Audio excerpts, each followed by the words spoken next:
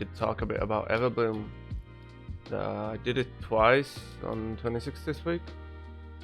Tried it a few more times with babies in a stroller, so it didn't go too well. But it's alright. This is the route that I cooked up, more or less. Don't follow it thoroughly. I would recommend checking out the video, because I did do some things differently based off the situation. Since we're lacking experience, I think it's rather hard to actually do a proper route. So I'm gonna show you. I will actually also fill in the end real quick. Killed boss, did this together with that, and that with nothing, and that, this with boss more or less, and just say we did this, then went last boss. So let's go over to the video. So look at the comp to begin with. We're playing, nothing else matters but the fact that we have a Demon Hunter and a Enha Shaman. Demon Hunter could be anything more or less, but the Enha Shaman is the funnel class, which I think is crucial for this route.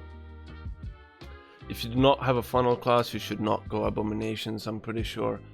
And you could argue that why the fuck would you play them anyways? Well, because Stingers will probably end up killing you, and I feel like that is a route that needs more optimization and more brute force. I fuck up by jumping like this.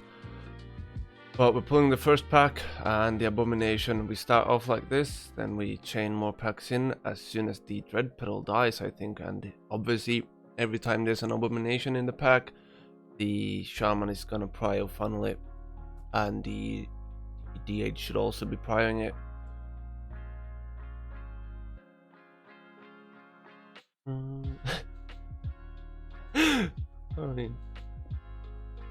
So now I chained it in, but this turns a bit rough, I think, for me. We also have a Berserker jumping now, I think, which is really bad. No, that was fine. When is it that someone is dying then? Am I just confused? No, this is actually going fine. I am kiting these though, because they are already bolstered, but it doesn't matter too much for anyone else but me, so as long as we kick, I can kite.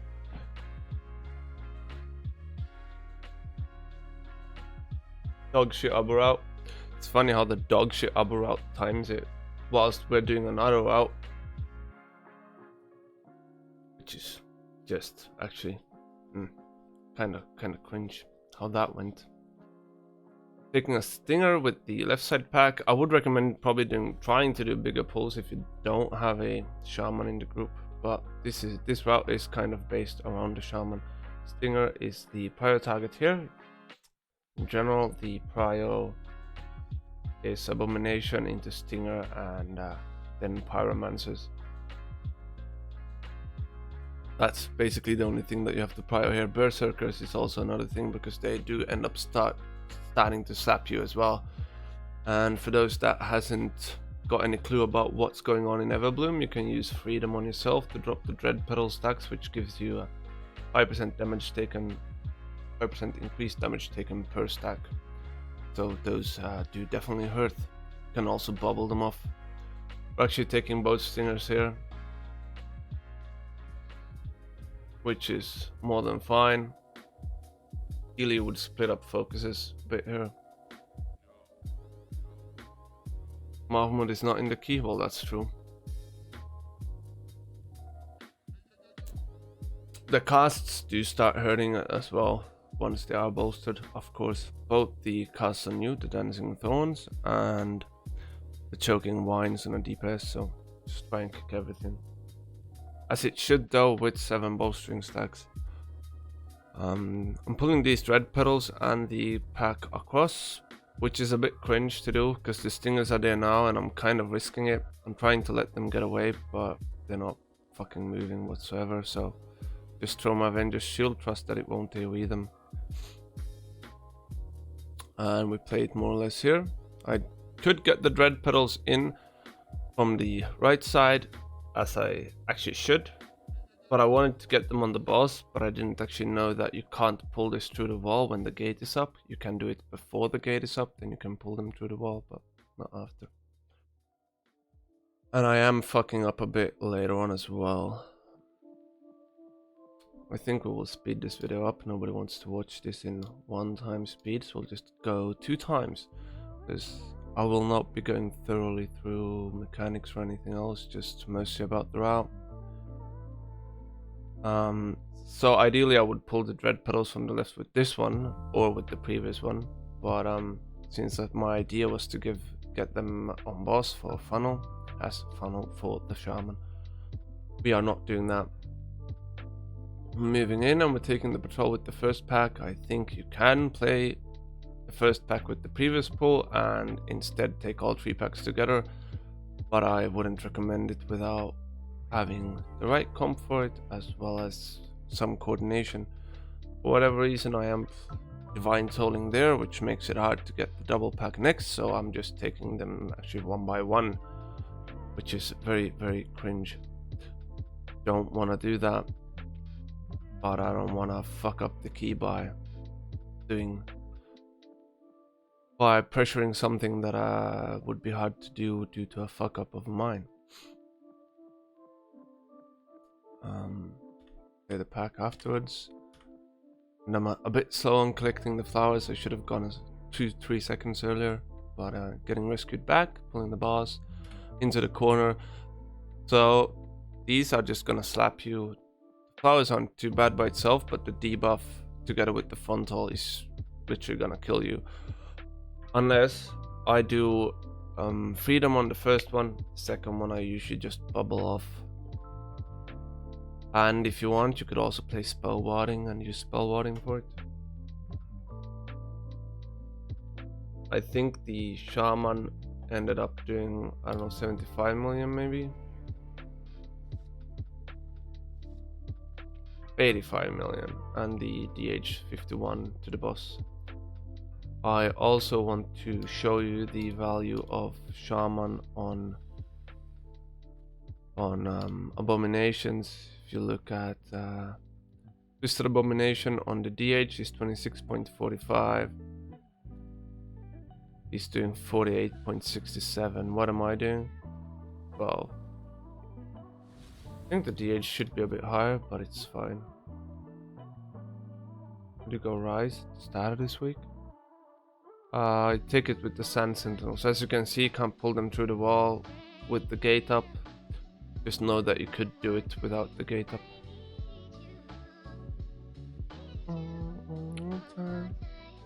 This is the only pull that is gonna be a bit cringe. I feel like that is just gonna suck.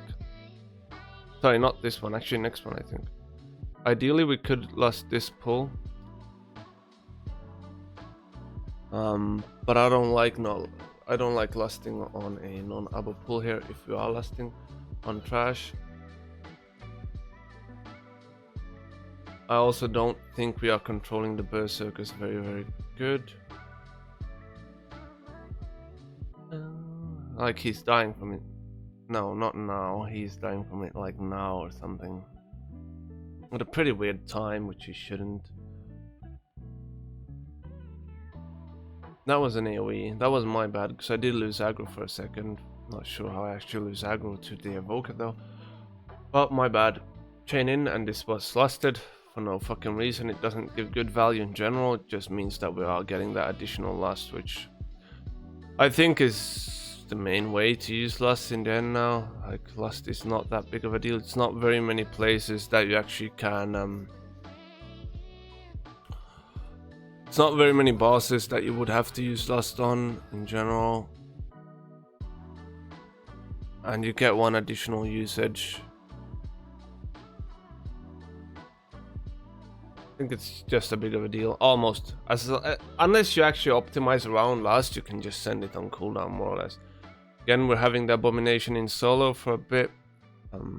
I do not actually know why the cage is getting pulled afterwards, but that also sucks. Not too much though, because we're anyways playing the last abomination, because CBA coordinating skips. But yeah, could be done differently. I'm just kiting it because it hurts like a fucking truck, and same with this berserker, it will hurt because it's got 2 stacks, so if it jumps on someone they're probably dead, which I think we will see in a second. No, maybe not. The Abomination has two things. Again, one Toxic Claw, which leaves a dot on you. If you're playing a war, you can reflect that. The damage doesn't necessarily show up on your details though, but it is massive, I tell you. I think it's 26 fortified. You could probably, I would probably say it's about 2 million damage from one reflect. Does it now, Bolstering? Huh? Yeah, the third boss was, but I don't think that was your fault, man. I think the healer was hard struggling on that. I'm not sure if it's because he was baiting or if it was something else. As a paladin, I just free kick here. I try to get as many kicks as possible, but you could also argue that you should try and time them late instead, because it's still just gonna cast again. I switched my focus macro during this phase, and I basically tried to throw it off, but there's quite a bit going on trying to solo survive it, because I definitely felt the lack of heals in general here. No offense with that. If you really want to optimize, have a recur that tracks your divine toll casts and go around that. Yeah, that's alright.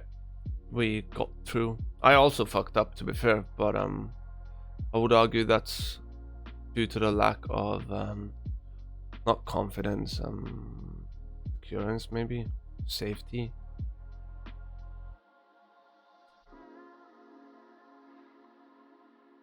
As you can see, I'm always throwing a new consecration up unless I've got heavy defensives, just to get that mitigated damage. I'm not helping out as much as I generally would in this key, I feel like. Oh, sorry. What we're doing now is we're taking an ice collar and the pyro. I will solo kick the pyro, but I do fuck this up because I am helping on the ice collar, and it's because I shouldn't have to, but they were insecure, so I just did. And then I forgot to switch my focus marker back. And I will kite these because I'm fucking scared of them just slapping me. They do definitely hurt, those shroomy boys. Especially once bolstered. At this point, we shouldn't be doing this pull that I'm doing. What we should do is we should run through left side and pull everything else. All the 3 casters and not this. This is a wasted pull right now. What you would do, again, you would go left side, pull everything, and kill one, then chain the Arcanomancer. But this is probably the safer way. It's not time. Time is not the issue.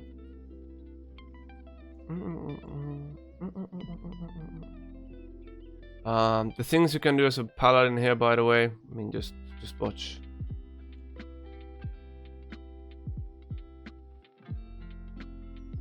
This is me, next one is me as well. I am holding my DT as well for whenever it's needed. Could have sacked there, but does end up requiring some of my attention span to try and do all kicks. Because more or less in the end you can almost solo kick this as a paladin. Based off of your resets, obviously. Due to the shaman, I am taking 3 mobs on the boss, but that is also requiring a bit extra of my own attention, and I cannot help on sacking and shit here. But I bopped him for the aggro and the assistance. But I could have saved him there, and I usually would. But I should also not have to, because this is a fortified key. And I'm fucking up here from moving into it and then moving into it again, like it's actually cringe.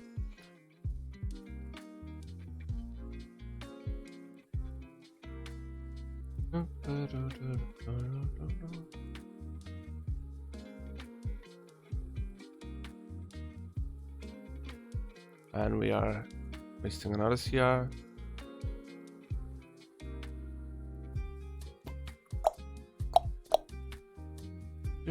And I'm moving like a donkey, like no joke, I am.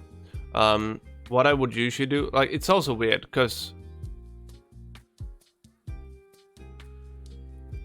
I would usually move to the side rather than away, which is what you should do. Either you move towards it or you move to the side. You don't move away because you're more keen to get dragged into the orbs that you're dodging.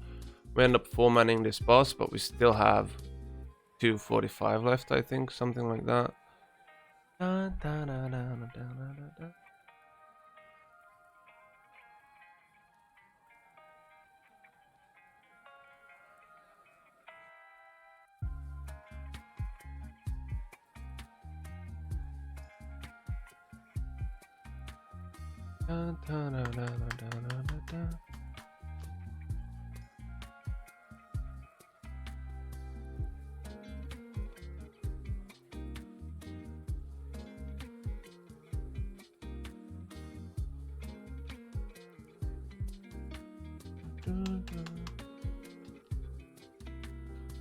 I don't like this Politer, it fucking slaps, so I waited for my Sentinel to come back up there.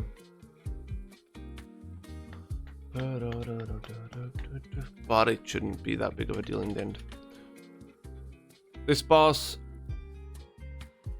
has basically one thing to care about. And that is this frontal together with the ad. The ad is doing constant AoE pulsing damage, I guess, and the frontal is a heavy physical stomp that goes on everyone. I am sacking the Shaman here because we do not have a CR, and if he dies, we're gone with him. I could maybe even 2-man it. Probably not in time, I think, but more or less if he's dead, it's gone. It's gone.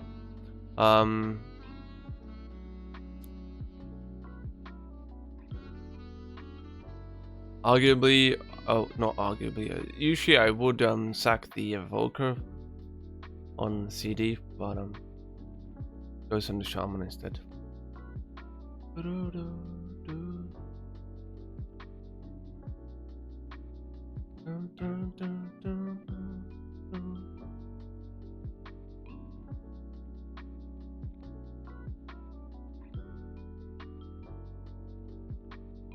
Soak the flowers. Don't want too many up at least. Arguably you would want to leave some up for the Shaman, but that is far off what I actually put my attention on right now.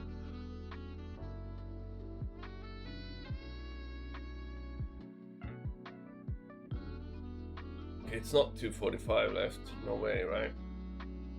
Maybe around that though.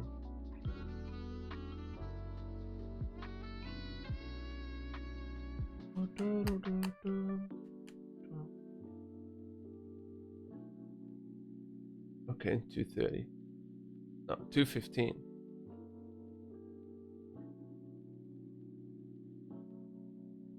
No, this wasn't score. Or? No, wasn't. But GG's. Thanks for watching. And this is how I did it. Again, I don't think you should do abominations unless you have insane funnel like Rogue or Shaman. I think that's basically it. Thank you all for tuning in, and have a nice weekend.